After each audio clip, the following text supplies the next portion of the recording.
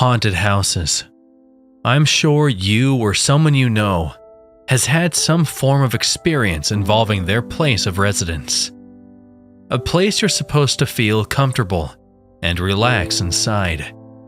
Yet something is wrong. Someone or something has decided to share your residence with you and give you a difficult time. Maybe a scare here and there, or a full-on haunting. Whether you believe or not, that is up to you. My job is to simply deliver stories entering the portal. So with that, sit back, grip your seats, and enjoy. There are some really messed up reasons to live in a haunted house. I, being of sound mind and body, don't know any of them, but I am superstitious as all hell. So when the wife and I moved up to New Hampshire, right on the Vermont border, we were looking for a place to rent for a year or two before we bought a house. Now, for all the New Englanders here, my wife is a native, while I'm not. She's used to New England and the vast emptiness this small area has. There are places even she won't let me travel to after a certain hour, because that route you have to take, people don't come back from. Of course, I'm not a native, so I don't know this. So when I would come home late after dark from work, and I tell her I took X route, she would kind of look in shock and awe at my stupidity. We found a home right on the above-mentioned border, on the Vermont side. We loved it. It was a fantastic place to live. Except the basement. I could not shake the feeling of being watched and stalked, like prey.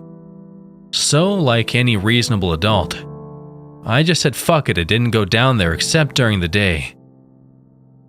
So one night, after gaming for hours in my loft/office/man cave, I got hungry, went downstairs, kissed the missus, and walked past my basement door towards my kitchen. I don't know if anyone reading has gone hunting, but there is a moment you sometimes experience, especially hunting predators like coyote, wolf, bear, etc. Sometimes, they know you have them in your sight. Sometimes they look towards you, not quite at you, but it feels like they are boring into your soul, saying, "You got me, make it quick." It's an eerie feeling, and sometimes you take the shot, sometimes you don't. On that night, as I was walking past the door downstairs, I saw red eyes and a humanoid figure, and I froze. I stopped dead in my fucking tracks. I gave that same look of, "You got me, make it quick." After that momentary lapse of sanity, I just scooted real quick away from the door, grabbed a weapon, and called my wife, saying someone was downstairs, call the police. There is no other entrance to the basement, and I had the door covered with my weapon from a safe position, where I could easily run from the house. The cops show up, I disarm, and they clear the house. They find no person, but a set of muddy footprints that start facing towards the stairs up, that then proceed to walk into a wall in the back corner of the basement by the water heater. For some context, the wall in question also blocked off the area directly under my bedroom. It was a solid wall, with a small crawl space, and about maybe 4 inches of clearance on the other side of it. Cops call detectives, detectives check it. Can't see anyone in it, they can't enter it. Photographs are taken. Shoe sizes compared, my feet too big, wife's feet too small. Get a good contact number for the detective. Wife and I stayed at a hotel for a couple of nights.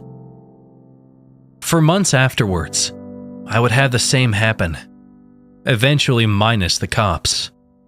It actually got relatively normal.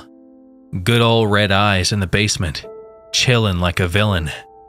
Wife was less enthused by my antics, cheerfully just going about, and when I would spot the red eyes, I would always give him a cheery, "Good time of day, how you doing?" Of course, we would still have muddy footprints, and I would just clean them up. So COVID hits, lockdowns happen, and we have an opportunity to move to a better house. One where we would be able to work at home better. The main reason the home was better was we had a mold issue in this house. It was in between the panes of glass and the windows. Every day we were cleaning it up from the windowsills, door frames, hell. We had to replace pieces of furniture multiple times, and we are very clean people. We notified the landlord over multiple months and eventually a year, and after their actions not helping at all, we decided to move. Landlord decided to get a housing inspector out there immediately after we left. Inspector comes and verifies there is a mold issue. I don't know if they met red eyes, however, they did find a metric ton of readings of high spore counts on the wall bordering the space below my old bedroom. That's where the footprints always ended. So since it was filled, the inspector scoops a little bit of the earth on the other side of the wall, through that crawl space. It wasn't earth as in dirt. It was approximately 7 feet of mold. The landlord then immediately contacted specialists to remove all of it, and notified me to offer some kind of damages for it, in the form of refunded partial rent payments. All in all, made my 2020 pretty good. Until about 3 months later, landlord calls me and offers to send me a full refund of all rent from the time I was living there, minus what she already gave. Why? There was a corpse. The medical examiner said it was the man who owned the property before my landlord. He was a lineman who, after talking to surviving family members, wore a size 8 shoe. Smaller than my size 11 shoes. Bigger than my wife's shoes by a mile. Fuck me. Red eyes. I don't know how you got there, but hell, bud. I hope you now found some peace. Sorry for not checking it out sooner. I did after reading about his obituary and contacting his family. Swung by his final resting place to drop off flowers, place a stone and share a good morning, like I used to. Till better times, Red Eyes. An update regarding if there is a news story about this. So, as a denizen of the internet, I wrote my experience stylized to protect the location and the family. I even asked them before if it was okay to share this experience. I don't think most people here would go hunting them down and start bothering them. But this only just concluded around July/August this year. I really don't want pseudo-paranormal investigators and people bothering the family. They are lovely, and finally starting to get closer to something that has been affecting them for years. I have multiple real-life encounters with the paranormal throughout my entire life, and this is just one of them. I have so many stories that I want to share with someone, but not everybody believes in this kind of thing, so I hope this is the right place to tell my story. When I was 13, my family and I moved into a new home we had just bought. It never felt empty there. I always feel like there's more people living in this house than just my dad, my mom, and I. I had a routine. Every day when I came back from school around 4 p.m., the first thing I would do was my homework for a couple of hours to get it out of the way.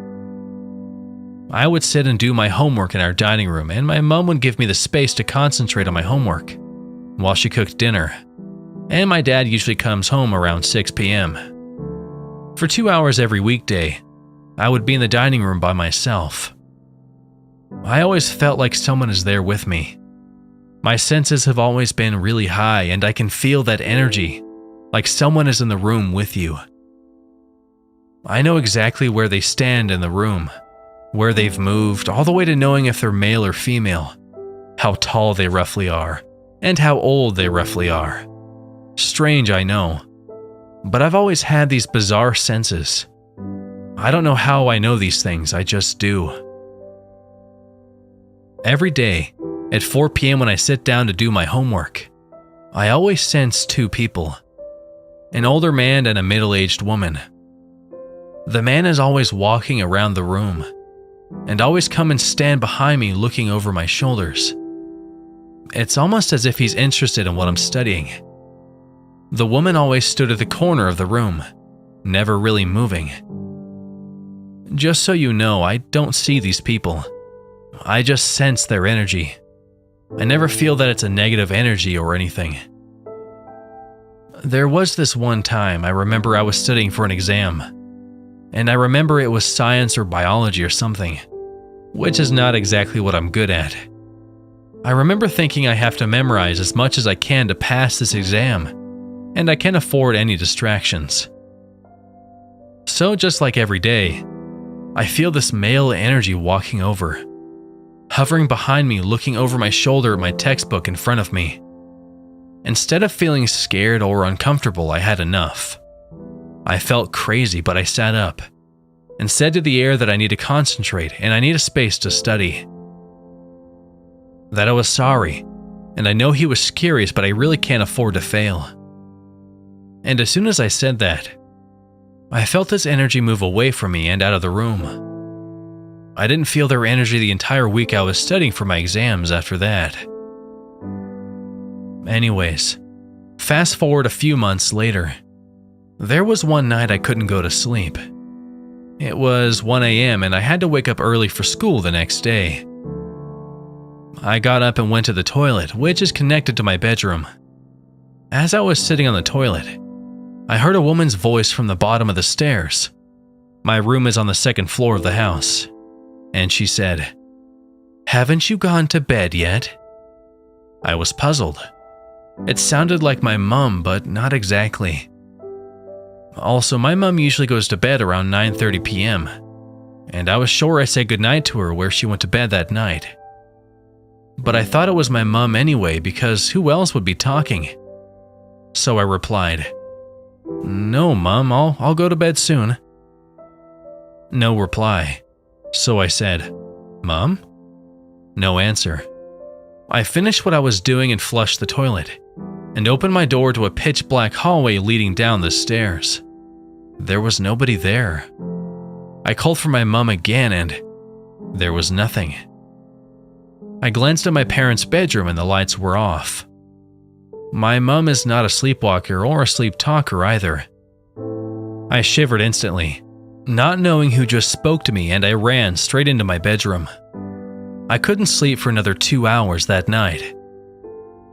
The next morning, I came down the stairs as Mom was making breakfast. I asked her if she talked to me last night around 1 a.m., and she looked at me confused. She said no. I told her what happened and she thought it was quite spooky, but my dad thought I was dreaming things. I have so many more stories from that house, and this is only a very minor thing that happened there.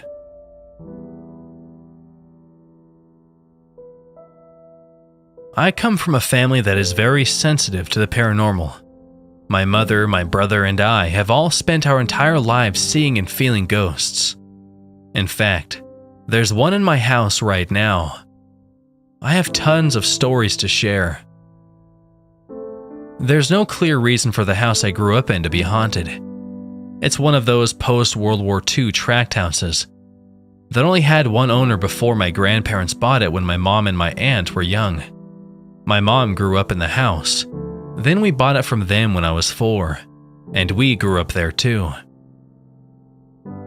Our tract used to be a working farm, and our house was directly across the street from the old farmhouse.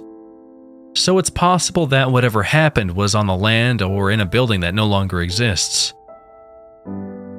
We had a lot of pretty standard small ghosty experiences. Cupboards opening, the sounds of silverware rattling and faucets running in the middle of the night, seeing shadows out of the corner of your eye. I tend to feel things. I experience strong emotions in different spaces. I feel presences moving behind me, that sort of thing. While my brother used to see things. He didn't talk frequently about it, but I've always gotten the impression that he saw people in our house a lot. We had a semi-finished basement with one side that housed our washer/dryer and storage, and one side where we kept gym equipment, books, and toys. where my brother and I played as little kids. There was definitely something down there with us, but it was always contained to the storage side of the basement, and it was safe to spend extended time down there if you weren't on the wrong side. Also, if the dogs or cats were in the basement too, the main thing would sort of recede and stay quiet. It would really be active on the staircase, of course. From the time that my mom was young, she would hate doing laundry because she would feel something behind her while she loaded the washer, and would feel it follow her to and up the stairs. It would continue to do that when I was a kid too. It was pretty common to walk up the first 3 or 4 stairs, and then feel it rush up behind you and you'd sprint up the rest of the stairs to safety. Every once in a while, you would be downstairs in the kitchen, next to the basement door, and hear a few footsteps at the bottom of the stairs when no one was down there. It never seemed to climb to the top. Other times, you'd open the basement door and get hit with a giant wave of "not right now," and know that you shouldn't even attempt to go down there. Even now, as a 37-year-old, I can perfectly recall the menacing feeling that the thing had, and all the hairs on the back of my neck are standing up. When we were in our 20s, my mom moved into another house with my stepdad, and my brothers and his wife and 2 babies moved into our old childhood home. They only stayed for a couple of years, although it was long enough for my sister-in-law to observe my 2-year-old niece play with and talk to some invisible person in her room.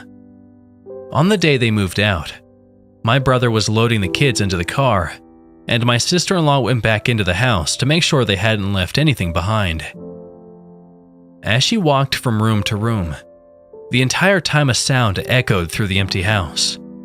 Someone loudly stomping up and down the basement staircase, over and over without stopping. She could still hear it as she locked the front door behind her and left forever.